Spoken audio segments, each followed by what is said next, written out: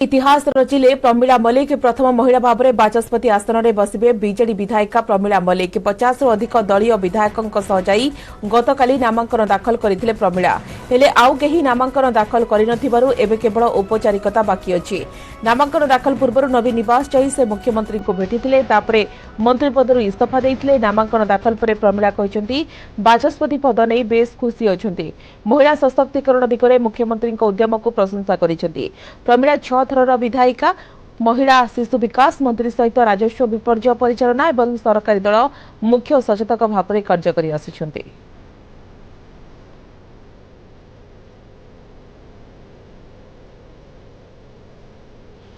आज विधानसभा मौसुमी अधिवेशन आरंभ होउछि। विधिबद्ध भाव में दायित्व नेबा परे बाचस्पति प्रमिला मल्लिक डाकिबे सर्वदलीय बैठक।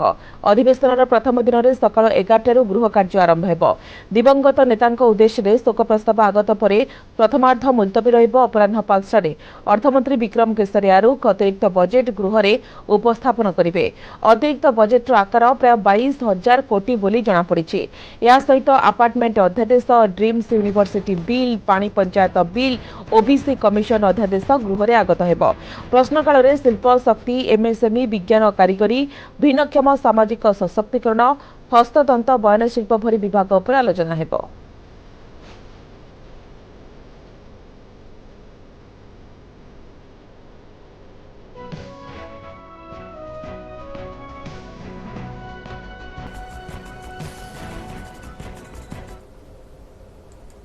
राज्यसभा पारित है महिला संरक्षण बिल सपक्ष 215 भोट पड़ता बेले विपक्ष में कौन भोट पड़ नथिला। नारी शक्ति बंधन अधिनियम राज्यसभा पारित होछि। राज्यसभा बहु प्रतीक्षित बिल को आगत करथिले केंद्र आईन मंत्री अर्जुन राम मेघवाल। कहिथिले देश को विकसित भारत करने दिगरे महिला संरक्षण बिल गुरुत्वपूर्ण भूमिका ग्रहण करिबो। देश में महिला सशक्तिकरण क्षेत्र में यह एक बड़ पदक्षेप। नारी शक्ति बंधन बिल पास पई समस्त समर्थन जरूरी। तेबे आकु नेकी अनेक समय धरी वितर्क होइतिला। बीजेपीर 14 महिला सांसद वितर्क में भाग नेथिले। महिला संरक्षण बिल उभय गृह में पास हेबा परे यह राष्ट्रपति अनुमोदन पई पठाजिबो। राष्ट्रपति द्रौपदी मुर्मू को अनुमोदन परे यह आईन में परिणत हेबो। ए बिल आईन में परिणत हेले उभय लोकसभा विधानसभा रे महिलांक पई 33% संरक्षण व्यवस्था रहिबो। लोकसभा रे मोट 543 आसन रु 181 आसन पई केवल महिलांक संरक्षण रहिबो। ए कोटा 15 वर्ष पर्यंत रहिबो। या पर जदि संसद चाहे तेबे यार अवधि को वृद्धि कर दै परिबो।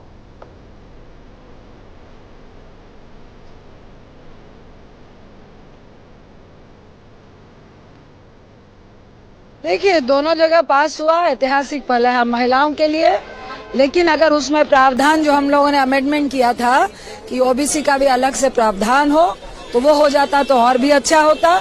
हम लोग चाहते थे कि 2024 से ही लागू हो। सभी लोगों ने समर्थन किया, इतनी रात तक चला और नोज में तो 0 ही रहा हमेशा। और सब में ये हम लोग इसको बिल मैंने वोट किया हम लोगों ने। और हम लोग चाहते हैं कि जल्द से जल्द हो, लेकिन हम लोगों ने कोशिश तो की कि इसको 2024 में ही लाया जाए और SC/SC के साथ OBC भी हो। लेकिन अभी फिलहाल जितना मिला उससे ही हम लोग संतुष्ट रहना पड़ेगा। आगे देखते हैं और क्या हासिल हो सकता है। 9 मार्च 2010 राज्यसभा में कांग्रेस ने इसे पारित कराया। उस समय भी 2/3 बहुमत से जब पारित किया गया तो भारतीय जनता पार्टी महिलाओं के साथ खड़ी थी और उसे भारतीय जनता पार्टी ने बिल का समर्थन किया था। लेकिन फिर कांग्रेस इसे पारित नहीं करा पाई और अभी राजनीतिक इच्छा शक्ति आदरणीय प्रधानमंत्री जी की सरकार में है। और दूसरी बात, सबको साथ लेकर चलने की काबिलियत है, जिसे हम अंग्रेजी में कहते हैं एबिलिटी टू बिल्ड कंसेंसस। तो कहीं ना कहीं मुझे लगता है जहां राजनीतिक इच्छा शक्ति हो, सबको साथ लेकर चलने की काबिलियत हो, वहां ही यह इतना बड़ा कार्य संभव हो सकता है। सर्वसम्मति से वुमेन्स रिजर्वेशन बिल जो 27 सालों से लंबित था, वो सर्वसम्मति से पारित हुआ है। ऐतिहासिक दिन है महिला शक्ति के लिए, नारी शक्ति के लिए इस देश का। और जाहिर सी बात है, एक स्वर्णिम अध्याय आज से शुरू होता है। देखिए, मैं तहे दिल से सारे पार्टियों का भी शुक्रगुजार करूंगी कि आज वो बहुमत से पास हुआ है। बहुत प्रतीक्षित था, ये ऐतिहासिक विजय है महिलाओं का।